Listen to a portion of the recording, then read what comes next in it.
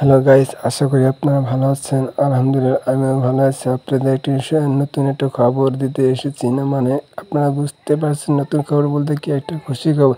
আপনারা কি জানেন ইতিমধ্যে একটি নতুন নাটক রিলিজ হয়েছে, নাটকটি অনেক ভালো, অনেক ইন্টারেস্টিং। আমি পাওয়ার সাথে সাথে আপনাদেরকে জানিয়ে দিলাম এবং তার আগে বলতেছি নাটকটা অনেক ইন্টারেস্টিং, অনেক মজার। তার আগে বলতেছি আপনারা যদি চ্যানেল নতুন থেকে অবশ্যই চ্যানেলটা সাবস্ক্রাইব করবেন এবং পাশে থেকে বেল আইকনটি বাজিয়ে দেবেন নতুন নতুন আপডেট খবর পেতে আমাদের চ্যানেলটির সাথে থাকবেন। আজকে একটা জিনিস কথাই তো ভুলে গেছি কথার মাধ্যমে আপনারা হয়তো যে বলতেছেন যে নাটকটির নাম কেন বলতেছেন। হ্যাঁ, অবশ্যই নাম বলতে না, নাটকটার নাম হয়েছে সব দোষ বউর।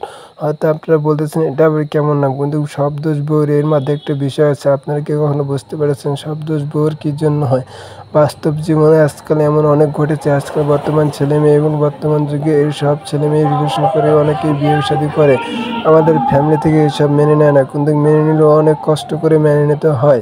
কিন্তু আমরা মেনে নিই, কিন্তু বাচ্চাদেরকে আমরা শাসন করি কীভাবে? আমরা মেয়ে যদি ছেলে হয়, ছেলের বউর সঙ্গে খুব অত্যাচার করি। একটা কাজকর্ম ভুলিলে মানুষ বলতে কাজকর্ম ভুলায়।